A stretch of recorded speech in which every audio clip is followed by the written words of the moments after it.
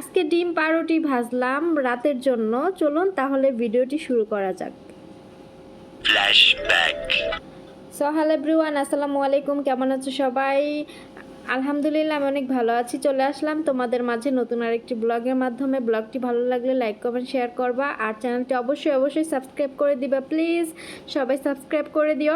আর যারা already subscribe করে দিয়েছো তাদেরকে অনেক অনেক ধন্যবাদ, অনেক অনেক ভালোবাসা।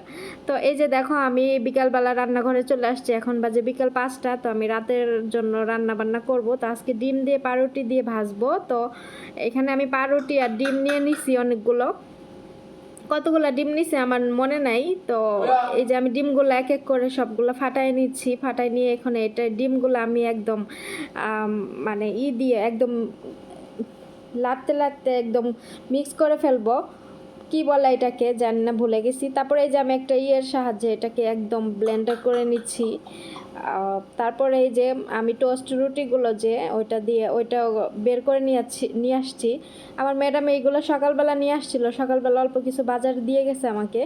তো বলল যে এটা আজকে বিকেলে ডিম পাউরুটি দিয়ে করতে। তো এই যে ডিম পাউরুটি আমি এখন ভাইজা নিব। যদিও আমি এগুলো খাবো না, শুধু ম্যাডামদের জন্যই ভাজবো। আমার এইগুলো ভাল লাগে না আমার খাইতে। তো ওদের জন্যই ওদেরকে ভাইজা দিব। তারপরে এই যে আমি রুটিগুলো বাইর করে নিলাম। এখন আমি যে জৈতুনের তেল, যেটা অলিভ অয়েল, ওই অলিভ অয়েল দিয়ে ভাজবো। তো আমি জৈতুনের তেল বের করে নিলাম, আর একটা স্প্রে বোতল বের করে নিলাম। এখন এটার ভিতরে তেল শেষ হয়ে গেছে। এখন আমি তেলগুলো, জৈতুনের তেল ওই স্প্রে বোতলে ঢেলে তো অল্প অল্প করে স্প্রে করব। আর ডিম দিয়ে পাউরুটি দিয়ে করে তারপরে আমি ভাজতে থাকবো। তারপরে যে আমি চুলায় একটা ফ্রাই প্যান বসাই দিছি। এখন আমি এই যে তেল স্প্রে করে দিছি। এইভাবে স্প্রে বোতলে তেল নিলে না অনেক সুবিধা হয়। দেখা যাচ্ছে অনেক কিছু ডিম ভাজতে গেলে কিন্তু অল্প তেল লাগে, আর ফ্রাই প্যানে ডিম ভাজলে কিন্তু তেল অল্প দিলেই চলে। এই জন্য আমি স্প্রে বোতলে এভাবে স্প্রে করে দিলে যাতে তেলটা আর বেশি না পড়ে। তো এখানে ডিমের সাথে আমি পাউরুটি এভাবে চুবিয়ে অল্প করে তারপরে এভাবে উল্টায় পাল্টায় ভাইজা নিব। তো এই দেখো, আমি চুলার জাল কিন্তু অনেক কমাই দিছি। বেশি জালে ভাজলে আবার কিন্তু পুড়া যাবে।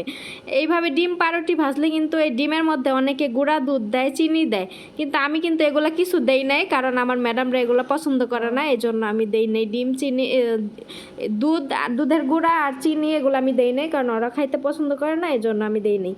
আর আমি ডিমের মধ্যে অল্প একটু লবণ দিয়ে নিছিলাম পরিমাণ মতো, আর একটু যে ফিলফিল আসোয়াদ যেটাকে বলে, মানে কালো মরিচের গুঁড়া, ওইটা দিয়ে নিছিলাম। দিয়ে ভালো করে গুলাইয়া তারপরে এই যে এভাবে আমি ভাজতেছিলাম অল্প অল্প তেল দিয়ে। তারপরে বেশি তেল দিলে কিন্তু চুপচুপা তেল হয়ে যায়, ওইগুলো আর খাওয়া যায় না। এই জন্য আমি তেল অল্প অল্প এই যে স্প্রে করে করে দিয়ে আমি এই যে এটাকে ভাজা নিছি। তারপরে এই দেখো আমার ভাজা হয়ে গেছে। এখন আমি উঠাই নিব। তো বেশি জাল বাড়াই দিলে একবারে পুইরা যাওয়ার সম্ভাবনা থাকে। সম্ভাবনা কি, পুইরা যাবেই। এর জন্য কম জালে ভাজতে হবে, একটু সময় নেওয়া। তো এই তো আমি আবারও একই উঠাই দিছি আর দিছি। এখন এখানে কি 2টা করে দিতে হবে, কারণ ফ্রাই প্যানটা ছোটো তো, বেশি বড় না। আর এখানে সব ফ্রাই প্যান আলাদা। ধরো যেটাতে আমি মাছ ভাজি ওইটাতে আমি মাছই ভাজি, আর যেটাতে মুরগি ভাজি ওটাতে শুধু মুরগিই ভাজি।